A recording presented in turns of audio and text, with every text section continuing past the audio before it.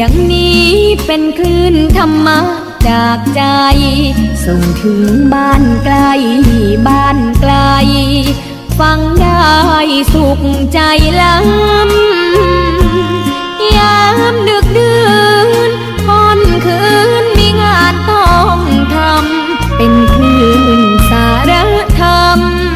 เน้นย้ำธรรมะเพื่อนใจเสียงคลื่นธรรมบอกหลักธรรมให้คลายความเหงาฟังเสียงธรรมะเบาเบา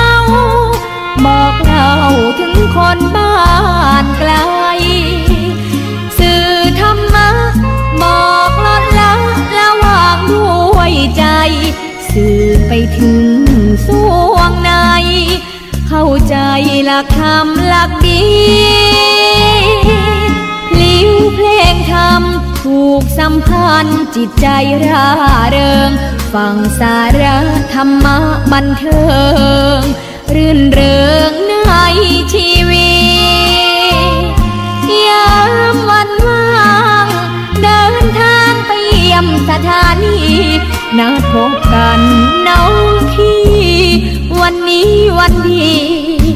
วันเสาร์สวดมนต์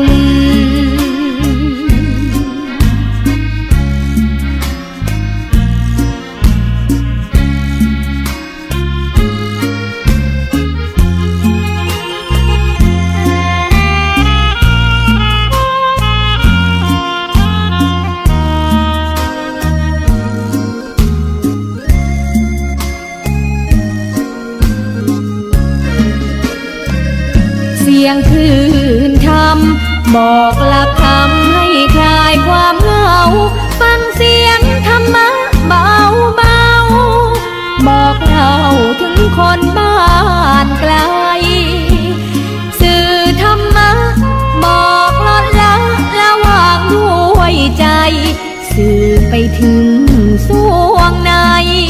เข้าใจหลักธรรมหลักดีเพลงธรรมถูกสัมพันธ์จิตใจร่าเริงฟังสาระธรรมะบันเทิงรื่นเริงในชีวิตยามวันว่างเดินทางไปเยี่ยมสถานีนัดพบกันน้องพี่วันนี้วันดีวันเสาร์สวดมนต์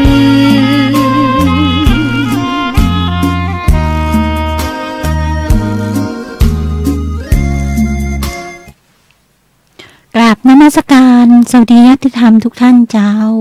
กลับมาพบปะกับทนายปอยามเช้านะเจ้าตี 5 ถึง 6 โมงเช้าช่วงเวลาก่อนเปิดรายการก็จะมีเสียงสปอตวิทยุ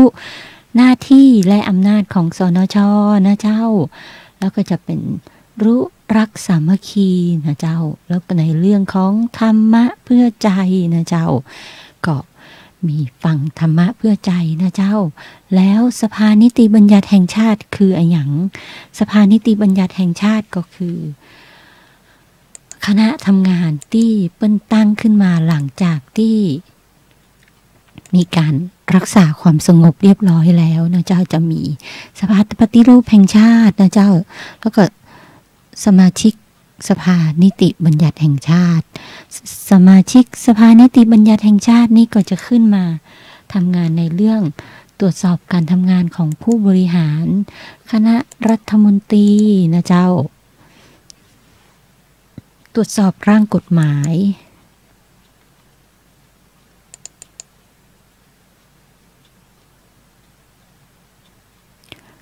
รับฟังความคิดเห็น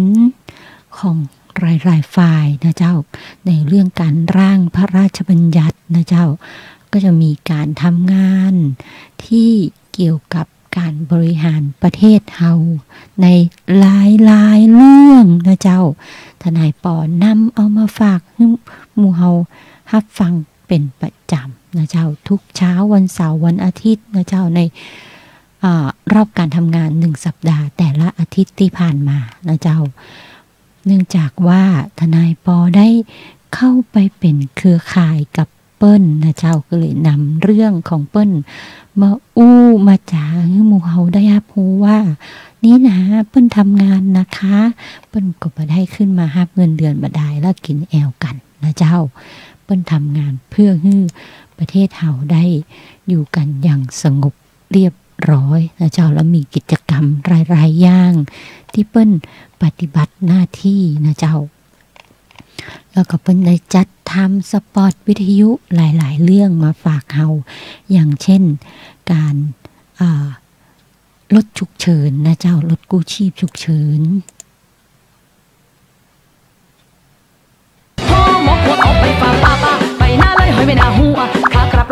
จ้าจ้าเบบีจ้าเลิกเรียนแล้วจ้าเดี๋ยวพี่ไปรับนะจ้ารออยู่นั่นแหละแป๊บเดียวเดี๋ยวถึงจ้าฝากจ่ายตังค์ด้วยนะไปละโอ้ไปกันแล้ว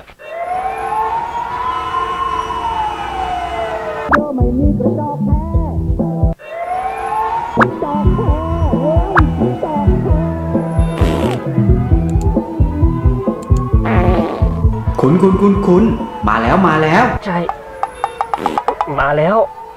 ผมหมายถึงรถฉุกเฉินมาแล้วครับใช่พี่ก็มาวันนี้วันอะไรวะเนี่ยคนยิ่งรีบอยู่รถก็ติดรถฉุกเฉินก็มาโอ้ยคุณรู้ไหมครับถ้าไม่ให้ทางรถฉุกเฉินผิดกฎหมายนะครับแล้วรออะไรวันนี้รออะไรรู้ก่อนทำผิดจะพาคุณทำความเข้าใจกรณีคนเดินเท้าผู้ขับขี่ผู้ขี่หรือควบคุมสัตว์เห็นรถฉุกเฉินขณะปฏิบัติหน้าที่ใช้สัญญาณไฟแสงวับวาวหรือได้ยินเสียงสัญญาณไซเรนหรือเสียงสัญญาณอย่างอื่นตามที่ผู้บัญชาการตำรวจแห่งชาติกำหนดไว้คนเดินเท้าผู้ขับขี่หรือผู้ควบคุมสัตว์ต้องให้รถฉุกเฉินผ่านก่อนโดยปฏิบัติตามมาตรา 76 แห่งพระราชบัญญัติจราจรทางบกพ.ศ. 2522 เพราะรถฉุกเฉินรีบไปช่วยคนหรือมีผู้ป่วยอยู่ในรถหรือผู้ประสบเหตุเราผู้ใช้รถใช้ถนนก็ควรให้ทางเพื่อให้รถฉุกเฉินเคลื่อนไปได้อย่างรวดเร็วและลดการเสียชีวิตบนท้องถนนนะครับคุณแล้วแบบเนี้ยผมต้องทำยังไงตั้งสติครับตั้งสติก่อนเลยครับเมื่อเห็นสัญญาณไฟหรือได้ยินเสียงสัญญาณไซเรนสำหรับผู้ขับขี่ต้องหยุดรถหรือจอดรถให้อยู่ชิดขอบทางด้านซ้ายและตามมาตรา 127 ห้ามมีให้ผู้ขับขี่รถตามหลังรถฉุกเฉินซึ่งกำลังปฏิบัติหน้าที่ในระยะต่ำกว่า50 เมตรนะครับคุณ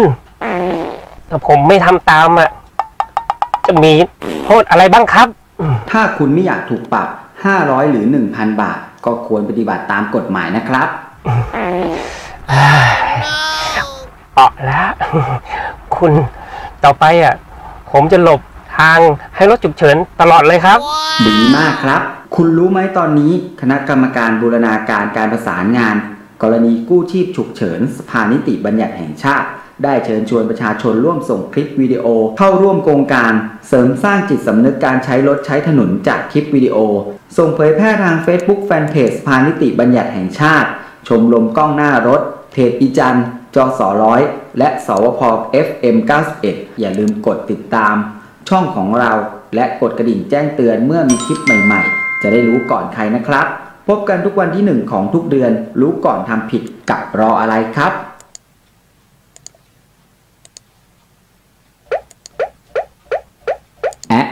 กำลังโพสต์ว่าคนอื่นโดยใช้ถ้อยคำที่หยาบคายอยู่นี่ครับนี่มันพื้นที่ส่วนตัวของผมจะทำอะไรก็ได้ทำอย่างนี้อาจติดคุกได้เลยนะครับเนี่ยติดคุกเลยเหรอคุณเอาอะไรมาพูดนี่คุณไม่รู้หรอครับว่าสนช.ให้ความเห็นชอบและประกาศใช้เป็นกฎหมายแล้วนะครับแล้วรออะไรวันนี้รออะไรรู้ก่อนทำผิดจะมาอธิบายขยายความเรื่องนี้ให้เข้าใจง่ายๆด้วยกันนะครับพรบคอมพิวเตอร์ฉบับนี้มีความชัดเจนและเพิ่มอัตราโทษหนักขึ้นนะครับผมเข้าใจว่าการด่ากันว่ากันในทางกฎหมายคือการหมิ่นประมาทเดี๋ยวนี้ผมไม่ได้โพสในโซเชียลในพื้นที่ส่วนตัวของผมแล้วผมผิดยังไง การด่าว่ากันถือว่าผิดกฎหมายในเรื่องหมิ่นประมาทนะครับส่วนในมุมของพรบคอมพิวเตอร์การโพสต์ด่าว่าผู้อื่นไม่มีมูลความจริงหรือถูกตัดต่อผู้ถูกกล่าวหาเอาผิดผู้โพสต์ได้เช่นผู้ที่เราไปโพสต์ใส่ความเขาไม่เคยทุจริตถือว่าคุณหมิ่นประมาททางโฆษณานะครับกรณีนี้คุณผิดพรบเต็มนะครับถ้าโพสต์ของผมมันผิดพรบคอมพิวเตอร์การกดไลค์รูปกดไลค์ข้อความที่ผมอยากกดไลค์มันจะไม่ผิดอีกเหรอการกดไลค์ไม่ผิดพรบนี้ครับเว้นแต่มีเจตนาที่จะกดไลค์ข้อมูลที่มีฐานความผิดและมีผลกระทบต่อสังคมเศรษฐกิจและความมั่นคงเช่นการระดมการกดไลค์เพื่อการค้านะครับแล้วการกดแชร์ล่ะผมจะไม่ผิดอีกเหรอการแชร์ถือเป็นการเผยแพร่แต่จะผิดพรบหรือเปล่าต้องดูที่เจตนาว่าบุคคลที่กดแชร์มีเจตนาหรือทราบหรือไม่ว่าข้อมูลที่แชร์นั้นเป็นข้อมูลเท็จถ้ารู้แล้วยังแชร์ถือว่าผิดกฎหมายนะครับยิ่งถ้าเป็นข้อมูลที่กระทบต่อความมั่นคงหรือเสียหายแก่บุคคลอื่นแล้วด้วยยิ่งไม่ควรแชร์ครับทางที่ดีก่อนจะแชร์ทุกครั้งเช็คให้ดีว่านี่ข้อมูลจริงๆใส่เครดิตและข้อมูลอ้างอิงแหล่งที่มาจะดีมากนะครับคุณครับกดไลค์กดแชร์ผมเข้าใจแล้วผมขอถามหน่อยถ้าเป็นการคอมเมนต์ใน Instagram Facebook ฝากร้านอะไรอย่างเงี้ยมันผิดพรบนี้ไหมครับการส่งอีเมลขายของ SMS คอมเมนต์ใน Instagram Facebook หรือการโพสต์ฝากร้านโดยเจ้าของหรือผู้รับไม่ยินยอมถือว่าเป็นสแปมนะครับสแปมก็คือข้อมูลที่ผู้ส่งให้ผู้รับโดยที่ผู้รับไม่มีโอกาสที่จะปฏิเสธในการตอบรับนั่นเองครับพรบคอมพิวเตอร์เป็นเรื่องที่ใกล้ตัวและเกี่ยวข้องกับเราแทบจะทุกคนเพราะทุกวันนี้เราใช้สมาร์ทโฟนและอินเทอร์เน็ตกันเป็นประจำทุกวันจะได้ไม่ตกเป็นเหยื่อหรือถูกหลอกลวงจากบุคคลที่เอากฎหมายนี้ไปใช้ผิดประเภทเพื่อแสวงหาประโยชน์โดยมิชอบกันนะครับหากมีข้อสงสัยเกี่ยวกับกฎหมายส่งมาสอบถามเราได้ที่ Facebook Fanpage สภานิติบัญญัติแห่งชาติแล้วกลับมาพบกับเราได้ใหม่ทุกวันที่1ของทุกเดือนและอย่าลืมกดติดตามรวมถึงกระดิ่งแจ้งเตือนด้วยนะครับจะได้รับรู้เรื่องกฎหมายใหม่ๆก่อนใครครับ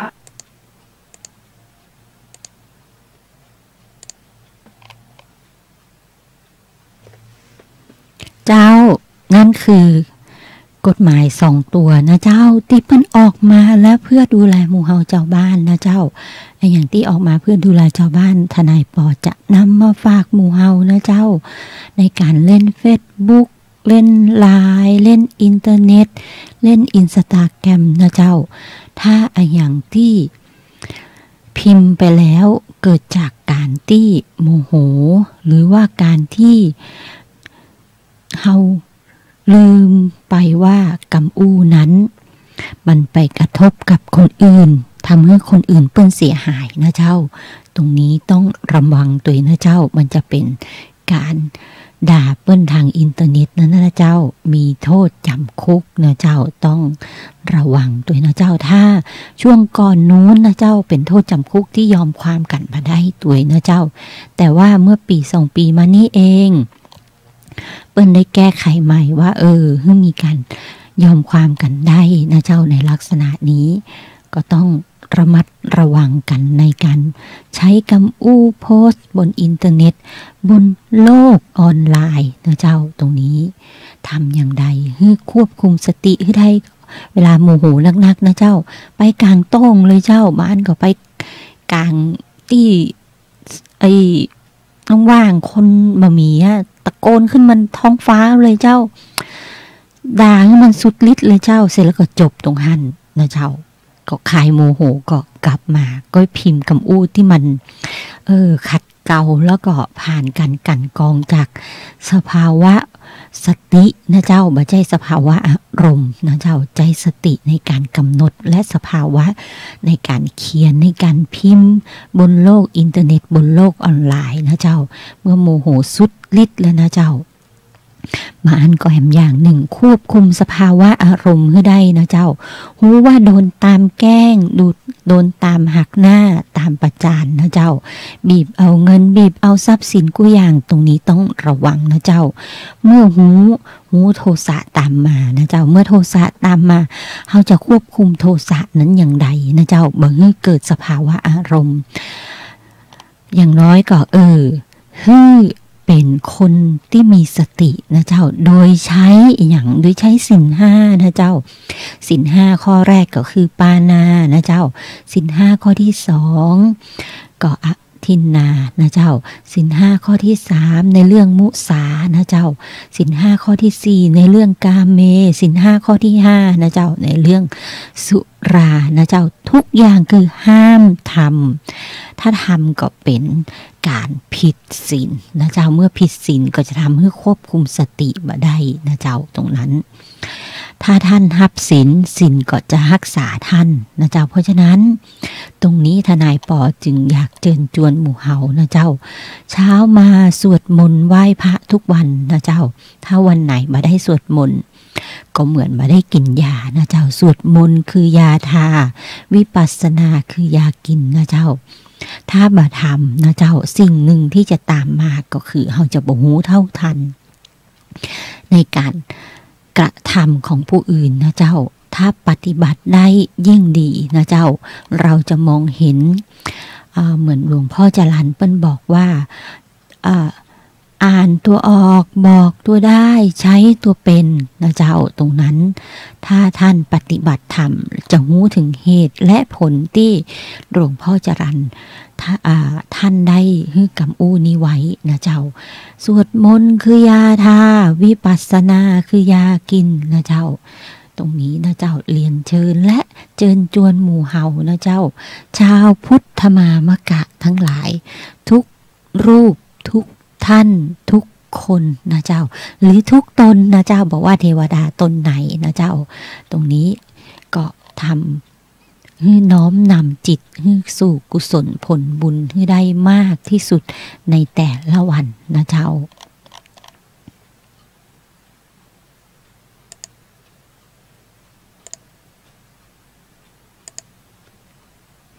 และกฎหมายที่ทนายปอนนำมาฝากเฮาเป็นประจำนะเจ้าในเรื่องค่าตอบแทนผู้เสียหายในคดีอาญา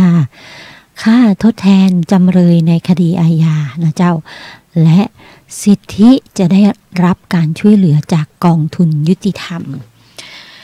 เมื่อวานนี้นะเจ้ามีคนถามทนายปอว่าทนายปอทำอะไรทำงานอะไรนะเจ้าทำอาชีพอะไรทนายปอก็เลยบอกว่าทนายปอเป็นทนายโจรนะเจ้าเอาละสิเกิดประเด็นปัญหาขึ้นมาคนรับฟังเขาก็บอกว่าทนายโจรนึกว่าทนายปอประชดประชันไม่จริงค่ะทนายปอไม่ได้ประชดประชันนะเจ้าทนายปออู้ถึงในความเป็นจริงที่ว่าทนายปอเป็นทนายคือคำปรึกษากฎหมายของสภาทนายความในส่วนของช่วยเหลือประชาชนทางกฎหมายแล้วทนายปอก็ได้ไปลงชื่อในกลุ่มของทนายขอแรงของศาลนะเจ้าทำไมเรียกทนายขอแรงของศาลเป็นการเรียกที่บ่ให้เกียรติทนายเลยหรือเปล่าค่ะท่านให้เกียรติแล้วนะคะเพียงแต่ว่าพวกเราเรียกกันสั้นๆก็คือท่านขอแรงทนายเป็นหนังสือเพื่อช่วยนะคะ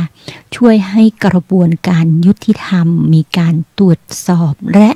ถ่วงดุลในการทำงานอย่างถูกต้องนะคะตรวจสอบถ่วงดุลกันยังไงนะเจ้ากระบวนการยุติธรรมเริ่มแรกสุดมันเริ่มมาจากการที่ผู้เสียหายไปแจ้งความร้องทุกข์กับพนักงานสอบสวนเมื่อผู้เสียหายไปแจ้งความร้องทุกข์กับพนักงานสอบสวนแล้วนะเจ้าพนักงานสอบสวนเปิ้นก็ตรวจสอบข้อเท็จจริงนะเจ้าทำการตรวจสอบทำการสืบสวนข้อเท็จจริงนะเจ้าจากปากคำของผู้เสียหายเสร็จแล้วก็จากปากคำของผู้กระทำความผิดโดยวิธีการหมายเรียกตัวผู้ต้องหานะเจ้ามาทำการสอบสวนถ้าผู้ต้องหามาเปิ้นก็จะออกหมายจับนะเจ้าถ้าออกหมายจับแล้วยังมาแหมมีหมายในมือที่ไหนนะเจ้าก็จับได้เลยนะเจ้าถ้าผู้เสียหายมีหมายในมือก็เอาหมายนั้นน่ะแจ้งให้ตำรวจในท้องที่ที่พบตัวผู้ต้องหาแล้วนะเจ้าจับตัวผู้ต้องหาแล้วกระบวนการต่อมานะเจ้าพนักงานสอบสวนทำการสอบสวนพร้อมกับสำนวนนะเจ้า ทำความคิดเห็นว่าน่าเชื่อว่ากระทำความผิดจริงหรือไม่นะเจ้าถ้าเชื่อว่ากระทำความผิดจริงนะเจ้าก็ส่งสำนวนสอบสวนไปให้พนักงานอัยการพนักงานอัยการเห็นด้วยกับพนักงานสอบสวนก็จะส่งคำฟ้องไปยังศาลนะเจ้าและกระบวนการต่อมาศาลก็ประทับรับฟ้องเมื่อศาลประทับรับฟ้องแล้วสิ่งที่ตามมานะเจ้าก็จะมีหมายส่งสำเนาคำฟ้องนั้นไปให้ตัวจำเลยนะเจ้าเมื่อได้ตัวจำเลยมาศาลจำเลยมาศาลแล้วจำเลยก็บอกว่าท่านครับผมไม่มีทนายความผมจะทำยังไงดีนะครับผมไม่มีสตังค์นะครับและผมก็ไม่ได้กระทำความผิดศาลก็จะบอกว่าอ๋อจำเลย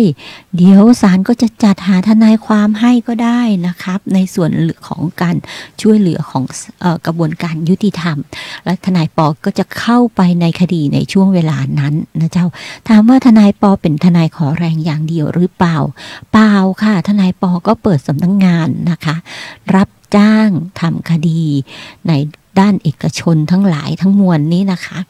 ใครจะปรึกษาในเรื่องขอความช่วยเหลือกฎหมายในการจัดจ้างก็มีอีกส่วนงานของทนายปอด้วยเช่นกันนะคะตรงนั้นแต่ว่าในส่วนของทนายเข้าเป็นขอแรงทนายความของศาลนั้นเนื่องจากว่าเป็นการช่วยเหลือสังคมอีกด้านหนึ่งและศาลก็จะจัดให้ทนายปอเข้าไปสอบปากคำนะคะก็สอบข้อเท็จจริงจากตัวจำเลยว่านับตั้งแต่มีการสืบสวนสอบสวนข้อเท็จจริงของพนักงานสอบสวนนั้นจำเลยได้รับสิทธิมนุษยชนนะคะในเรื่องของการพบญาตินะคะในเรื่องการประกันตัวนะคะในเรื่องสิทธิต่างๆในเรื่องการทนายเข้าไปร่วมในการสอบสวนในชั้นสอบสวนพร้อมกับสิทธิจะได้รับต่างๆตามกฎหมายนั้นครบถ้วนหรือเปล่านั่นเองนะคะนั่นคือถ้าหนึ่งจำเลยไม่ได้รับการแจ้งข้อกล่าวหาตั้งแต่วันแรกที่มีการจับนะคะตรงนั้นถือว่าเป็นสิทธิที่จำเลยต้องได้เมื่อไม่ได้ก็คือเป็นการจับไม่ชอบนะคะมีถึงกระบวนการถึงชั้นในเรื่องถึงฟ้องศาลได้เหมือนกันนะคะตรงนี้เป็นประเด็นนะคะแล้วอีกอย่างต้องมีทนายเข้าร่วมการสอบสวนในคดีอาญาที่มีโทษจำคุกอย่างร้ายแรงที่อัตราโทษจำคุก5 ปีขึ้นไปนะคะเมื่อมีโทษจำคุก5 ปีขึ้นไปตรงนี้พนักงานสอบสวนต้องจัดทนายความเข้าร่วมในการสอบสวนได้นะคะเคยมีคำพิพากษาฎีกาบอกว่าถ้าคุณไม่ได้รับการจัดหาทนายความเข้าร่วมในการสอบสวนชั้นสอบสวนถือว่าการสอบสวนไม่ชอบศาลฎีกาท่านยกฟ้องได้นะคะตรงนี้ต้องระมัดระวังกันไว้ด้วยนะครับในการทำงานของการสอบสวนของพนักงานสอบสวนต้องหลายท่านนะคะบางครั้งมันเสียไปเลยนะคะตรงนี้แล้วบางทีการแจ้งข้อหาต้องแจ้งข้อหาให้ครบตามกระบวนการด้วยนะถ้าแจ้งข้อหาหนึ่งแล้วไปทำการฟ้องอีกข้อหาหนึ่งคนละข้อหากันตรงนี้ก็เป็นการสอบสวนไม่ชอบเหมือนกันนะคะต้องแจ้งนำเรียนให้พวกเราในเรื่องของกระบวนการยุติธรรมถามว่าผู้เสียหายไม่ได้รับการคุ้มครองเหรอในเมื่อจำเลยเป็นแค่จำเลยเป็นผู้กระทำความผิดทำไมต้องมีทนายด้วยเพื่อเป็นการตรวจสอบว่าจำเลยนั้นได้รับสิทธิมนุษยชนตามฐานะมนุษย์คนหนึ่งครบถ้วนหรือเปล่านะคะตรงนั้นและมีการทำงานของพนักงานสอบสวนพนักงานอัยการครบถ้วนตามกระบวนการหรือเปล่านะคะแต่บางทีจำเลยอาจทำผิดแค่ลักทรัพย์เนี้ยแต่ไม่ได้ผิดปล้นทรัพย์เนี้ยคือสภาวะอารมณ์ตรงนั้นผู้เสียหายเขาแจ้งความข้อเท็จจริงมากกว่าความเป็นจริงที่จะให้จำเลยรับผิดมันก็เป็นการตรวจสอบให้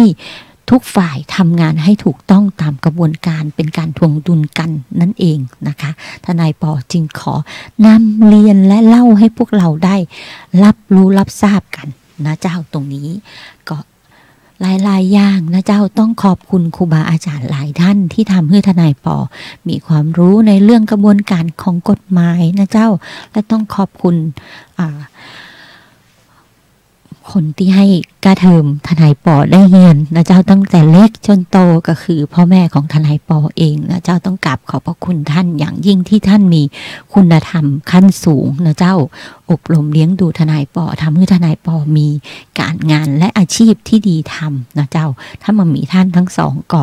บ่มีทนายปอมาเล่าเรื่องของกฎหมายนะเจ้าเล่าเรื่องของคุณธรรมที่สอดคล้องกับพระพุทธศาสนาของกฎหมายมันก็เป็นจารีตประเพณีอย่างหนึ่งที่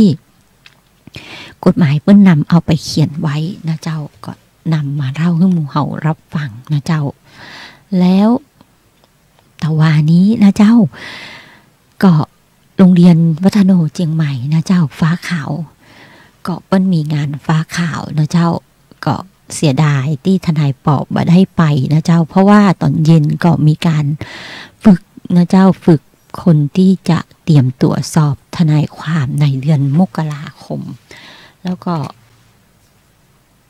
มีการพูดคุยในเรื่องประเด็นข้อกฎหมายกับหลายๆท่านในตอนเย็นนะเจ้าแล้วก็ก่อนจะเสร็จก็ประมาณ3 ทุ่ม 4 ทุ่มนะเจ้างานเปิ้นเริ่มตอน6 โมงเย็นทนายปอก็เลยบ่ได้เข้าไปในงานลาตรีฟ้าขาวต้องขอสุมาอภัยนะเจ้าก็บ่ได้ไปกราบคารวะครูบาอาจารย์และเพื่อนๆก็บ่ได้พบปะสังสรรค์กับเพื่อนเสียดายทุกปีทนายปอนี่จะไปนะเจ้าเอาเป็นว่าเอางานต่อไปก็คืองานสักเก้าดำหัวเมษาปีหน้าก็แล้วกันนะเจ้าแล้วเส้นปีนี้นะเจ้าปีใหม่ใครไปแอวไหนพ่องเจ้าวันปีใหม่หลายที่หลายวัดนะเจ้าเปิ้นจะมีการสวดมนต์นะเจ้าทำวัดก็สวดมนต์ทำวัดเปิ้นเรียกว่าอย่าง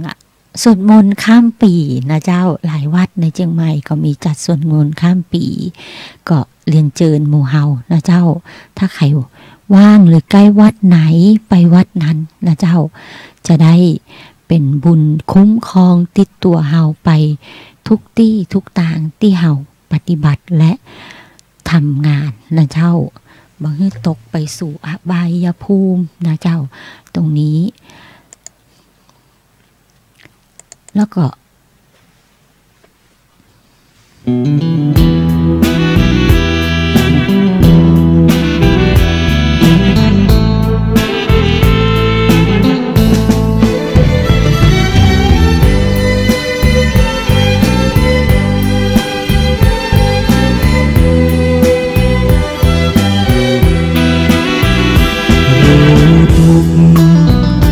สมุทัยแจ้งนิโรธแล้วเจริญมรรคศีลสมาธิปัญญาเป็นหลักเพ่งออกไปเห็นตัวทุกข์ตัวดักรู้แจ้งประจักษ์แล้วผลักออกไปเรียนรู้พระอริยะเอาธรรมะนั้นบ่งแก้ไขผู้มีจิตผู้มีธรรมเราไม่ใช่เราจะรู้ด้วยตัวเองไม่ได้อริยสัจตรัสไว้ให้เดินไปตามธรรมเจริญปัญญาในมรรคองค์8เป็นหลักนั่นงามเลิศล้ำรู้เนื้อรู้ตัวไม่ตกต่ำฝึกจิตฝึกใจให้ดื่มด่ำรู้รูปรู้นามแยกธาตุแยกขันธ์มองเห็นในไตรลักษณ์ว่าไม่เที่ยงสภาพแปรผันให้คงเดิมเป็นไม่ได้แท้นั้นวิปัสสนาเถิดพุทธชนทุกท่านอริยสัจสร้างสรรค์คือธรรมราชา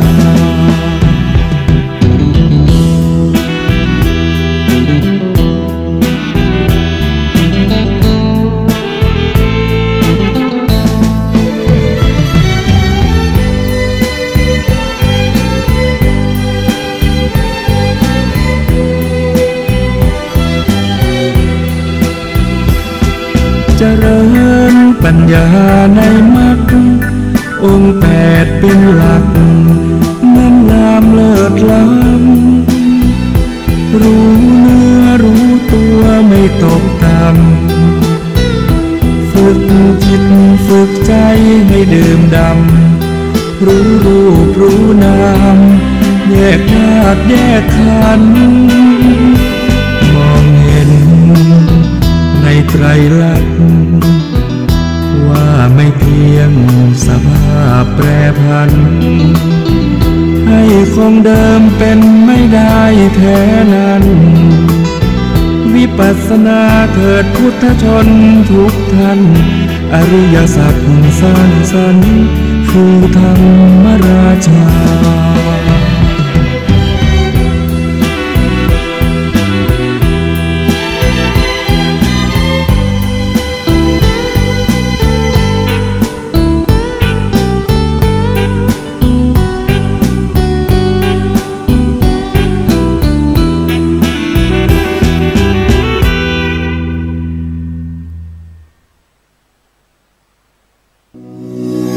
กินจ้างใจใส่ใจสุขภาพกับสสจ.เจียงใหม่วันนี้เสนอตอนเคล็ดลับดีๆ5วิธีผอมอย่างยั่งยืนเคล็ดลับดีๆ5วิธีผอมอย่างยั่งยืนคุณผู้ฟังเจ้าความอ้วนสะสมมาเมินนาน10-20 ปี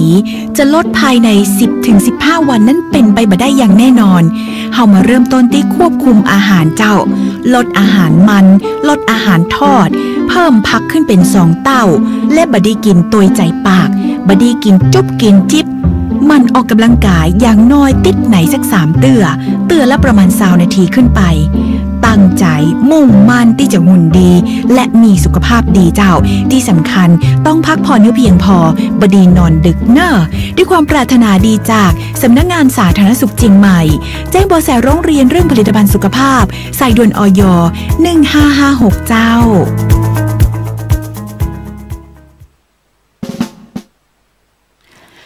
เจ้ารักษาสุขภาพนะเจ้าโดยการเลือกกินนะเจ้ากินทีละนิดก็กินก็เกี่ยวนะเจ้าอิ่มก็พอนะเจ้าบ่ใช่อิ่มแล้วก็จะเอาแหมนะเจ้าอย่าไปเชื่อนะเจ้าว่าโอ้ยบ่อ้วนหรอกจะมันเตอะเดี๋ยวก็ลดได้นะเจ้าถ้าเชื่อแล้วเผลอแป๊บเดียวเป็นน้องตุ่มมังกรแล้วนะเจ้าตุ่มมังกรนี่ก็ไขมันความดันเบาหวานนะเจ้าซ้ำปอเสื้อผ้าก็ต้องเปลี่ยนใหม่หมดตู้นะเจ้าต้องระมัดระวังตัวเกาะนำเรียนให้หมู่เฮาได้รับรู้นะเจ้า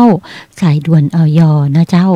ตรงนี้จ้างกินจ้างใจจ้างรักษาสุขภาพกันนะเจ้าระมัดระวังนะเจ้า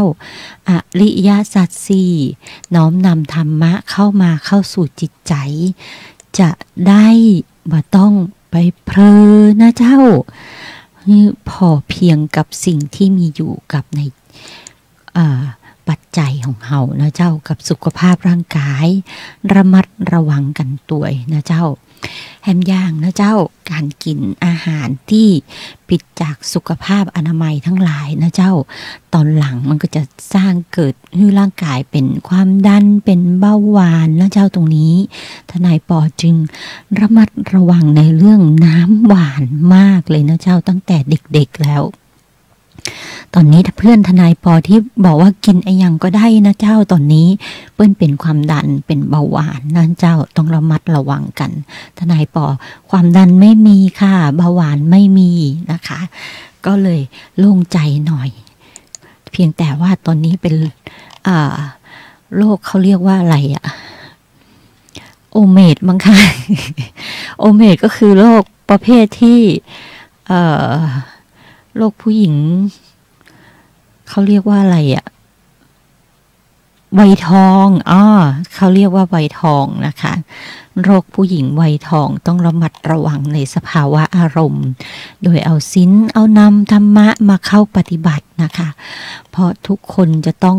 ได้ให้ได้ดังใจทุกคนแต่ว่าเผอิญทนายปอไปตามเอาใจให้ได้ดังใจทุกคนไม่ไหวนะจ๊ะ จะเอาความรู้ทนายปอไม่สามารถจัดสรรความรู้ให้ได้ก็มีการเหวี่ยงนะคะมันไม่สอนกูมันไม่ติวกูอะไรประมาณนั้นนะคะหรือจะเอาปัจจัยเอาเงินในการทำบุญให้ไม่มากพอมันไม่ทำบุญให้กู ก็เหมือนเวลาเราไปเจอสมัยโบราณเพิ่นฮ้องว่าอย่างเขาพีมันมาตักมาตอคือเฮาบุญเฮาน้อยนะเจ้ามีมาถึงมากพอเพิ่นมาตักมาต่อเฮาก็เลยเกิดอุบัติเหตุในลักษณะนั้นเพราะฉะนั้นระมัดระวังนะเจ้าอย่าประมาทในการทำบุญนะเจ้าทำบุญด้วยจิตที่เป็นกุศลท่านจะได้บุญนั้นมหาศาลนะเจ้าเมื่อก่อนทนายปอเพียงแค่นึกถึงบุญในการสร้างพระแล้วก็ทำบุญไปแค่นิดเดียวเองนะคะปัจจัยตอนนั้นเพียงแค่ตอนนั้นใบ20 บาทนี่มีมูลค่าสูงมากเลยนะคะตอนนี้ใบ20 บาทแทบจะไม่มีใครอยากรับเลยนะคะในการทำบุญทุกคนเห็นใบ20 บาทก็ทนายปอทำบุญใบ20 บาททุกคนก็จะแกล้งพอทนายปอทำบุญใบ100บุญมันมาแรงเหมือนกันนะพลังเงินนี่นะคะตรงนี้ก็ต้องขอบคุณมารดาของทนายปอนะคะที่ช่วยตักเตือนสั่งสอนที่ว่าจ้างกินจ้างใจจ้างตาลนะเจ้าเช้ามาตักบาตรนะเจ้าท่านจะตักบาตรทุกเช้าทำบุญตักบาตรข้าวปลาอาหารท่านบอกว่าไม่ต้องทำทีละมากๆทำทีละนิดอธิษฐานเพียงนิดก็ได้ตั้งใจปรารถนานะเจ้าอธิษฐานมากก็ได้ดังใจปรารถนาถ้า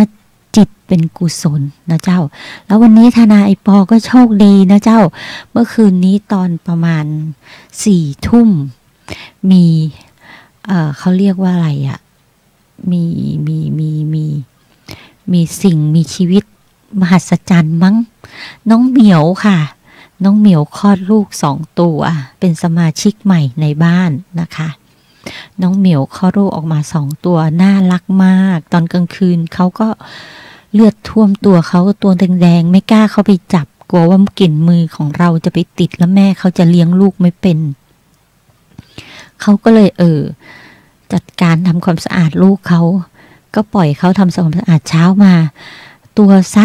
สะอาดเอี่ยมเลยค่ะก็ได้สมาชิกใหม่ในบ้านเพิ่ม2 ตัวนะคะแล้วเป็นสีขาวกับสีดำลายจุดก็ตรงนี้วันนี้หวยออกนะคะใครจะได้บุญจากการที่ทนายปอมาบอกว่ามีน้องเหมียว2 ตัวคลอดออกมาเมื่อวานนี้ตอนประมาณ3 ทุ่มกว่านะคะเป็นการบอกใบ้หวยหรือเปล่าวันนี้เป็นวันสมัครงานนะคะสมัครงานวันเศรษฐีของประเทศไทยนะคะถ้าใครมีบุญก็30 ล้าน60 ล้านว่าไปนะคะเลขชุดระมัดระวังกันด้วยนะคะเปิ้ลบอกว่าถ้าใครเอามารวมชุดนะเจ้าเอามาขายตอนนี้เปิ้ลมาจับตอนรวมชุดขายแล้วนะเจ้าแต่เปิ้ลจะจับตอน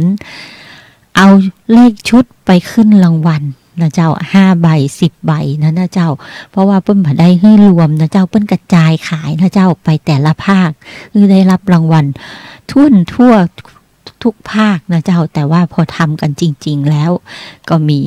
คนนะเจ้าคิดค้นกระบวนการวิธีทำจะทำอย่างใดได้เป็นมหาเศรษฐีของเมืองไทยนะเจ้าก็โดยวิธีการเอามารวมเป็นชุดกันนั่นเองนะเจ้ากระบวนการยุติธรรมทนายปอขยักไว้ตะกี้ในเรื่องของการตรวจสอบของทวงดุลของทนายที่เขาไปอยู่ในกระบวนการของการเป็นทนายโจรนะเจ้าเพราะฉะนั้นคำว่าทนายโจรนี้เป็นทนายที่ทำงานเพื่อดูแลสิทธิมนุษยชนขั้นพื้นฐานแค่นั้นเองนะคะถ้าเขาไม่ผิดจริงเราก็ต้องรายงานศาลตามความเป็นจริงว่าเขาไม่ผิดถูกใส่ความในกระบวนการยุติธรรมมันเป็นมาอย่างไงนะคะตรงนี้ถามว่าแล้วผู้เสียหายไม่ได้รับการคุ้มครองเหรอคะได้รับการคุ้มครองนะคะ ขั้นต้นก็มีพนักงานตำรวจนะคะขั้นต่อมาก็มีอัยการดูแลทำสำนวนคำฟ้องให้นะคะขั้นต่อมาก็ยังมีศาลนะคะที่จะดูแลตรวจสอบถ่วงดุลความเป็นกลางระหว่างฝ่ายโจทย์ฝ่ายจำเลยนะคะตรงนี้นำเรียนพวกเรานะคะให้ดูแล